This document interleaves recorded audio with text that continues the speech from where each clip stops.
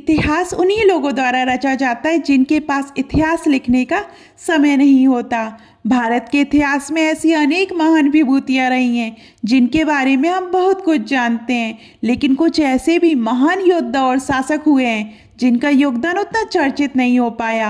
आज मैं आपको ऐसी ही एक महान शासिका के बारे में बताने जा रही हूँ जिनका नाम आपने जरूर सुना होगा, लेकिन उनकी जीवन गाथा शायद कम ही सुनी हो।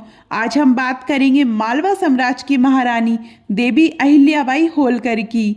आज हम जानेंगे कि रानी अहिल्याबाई होलकर के जीवन से हम क्या क्या सीख सकते हैं।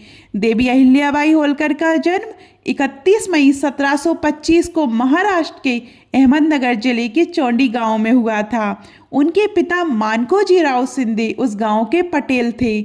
उस समय समाज में लड़कियों को पढ़ाना सामान्य बात नहीं थी, लेकिन उनके पिता ने अपनी बेटी को शिक्षा दिलवाई।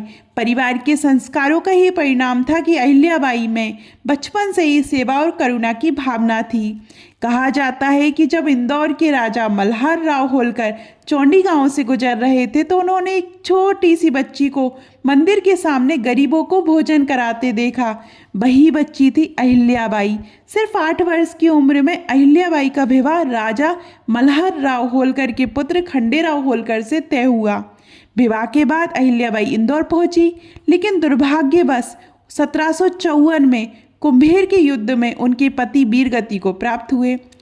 इसके 12 वर्ष बाद उनके ससुर मल्हार राव होलकर का भी निधन हो गया और 1 वर्ष बाद 1767 में अहिल्याबाई को मालवा की महारानी बनाया गया। 1767 से 1795 तक अपने जीवन के अंतिम क्षण तक उन्होंने ऐसा शासन किया जो आज भी आदर्श माना जाता है। अब मैं आपको रानी अहिल्याबाई होलकर के जीवन से जुड़ी 3 ऐसी घटनाएं सुनाने जा रही हूँ जो उनकी महानता को दर्शाती है। पहली सीख, निष्पक्ष न्याय। रानी अहिल्याबाई कभी भी पक्षपात नहीं करती थी। उनके लिए राज परिवार और प्रजा दोनों समान थे।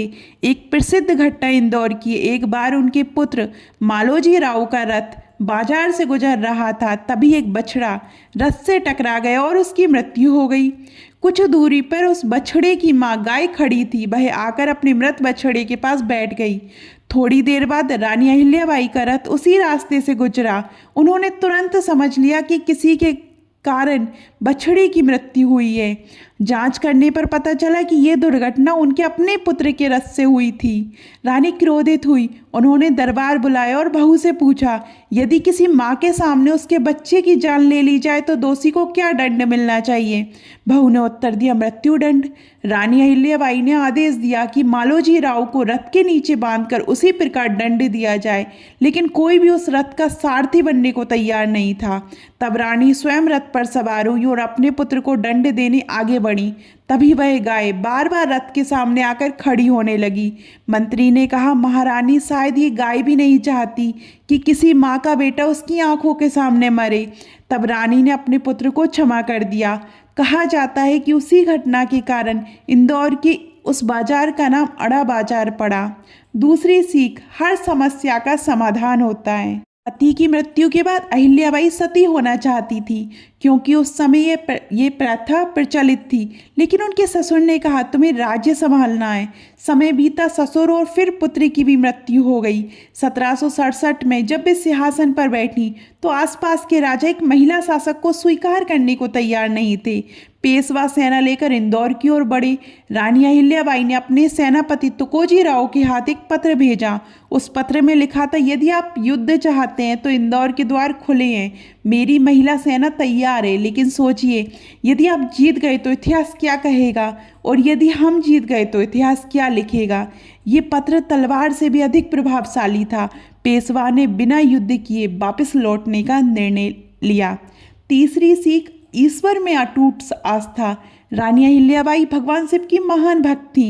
वे न केवल राज्य की रक्षा करती थी बल्कि धार्मिक और सांस्कृतिक पुनर्निर्माण भी करती थी।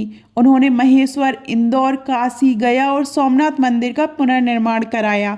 आज भी सोमनाथ का पुराना मंदिर अहिल्याबाई मंदिर कहलाता है। वे बिना भगवान शिव की पूजा किए पानी तक नहीं पीती थी। राजकीय आदेशों पर वे अपना नाम नहीं, श्री शंकर लिखा करती थी।